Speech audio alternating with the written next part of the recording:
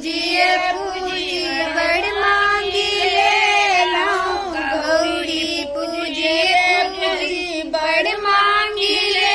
लाऊं रामचंद्र सन स्वामी को ना पादी ले लाऊं हे सुकुमारी कहने तप के लाऊं हे सीता प्यारी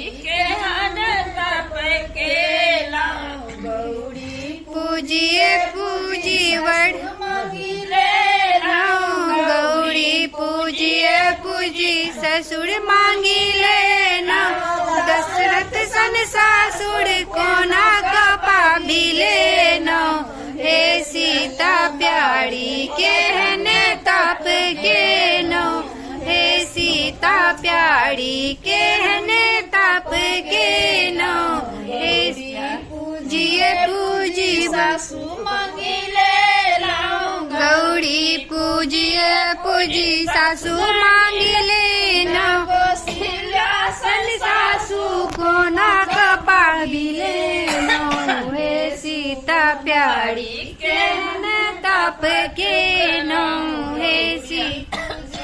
पूजी सेवक मांगी ले लाऊं गौरी पूजिए पूजी सेवक मांगी ले लाऊं हनुमान सन सेवक को ना कपा भी गेला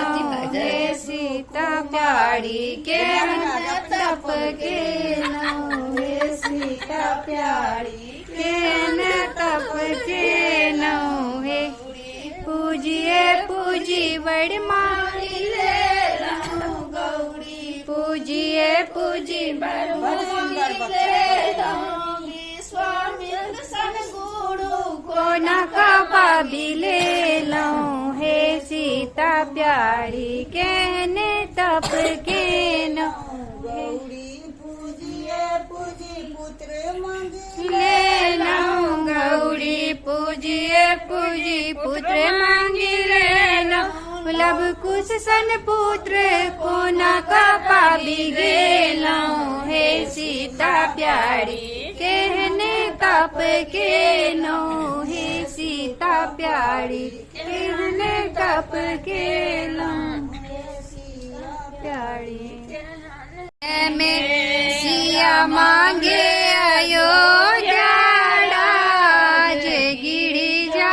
पूजन में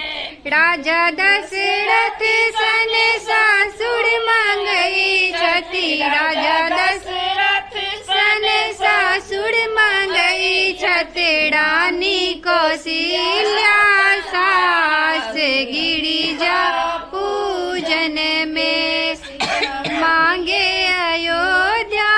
राज गिरिजा पूजन में रामचंद्र सन स्वामी मंगई छती रामचंद्र सन स्वामी मंगई छती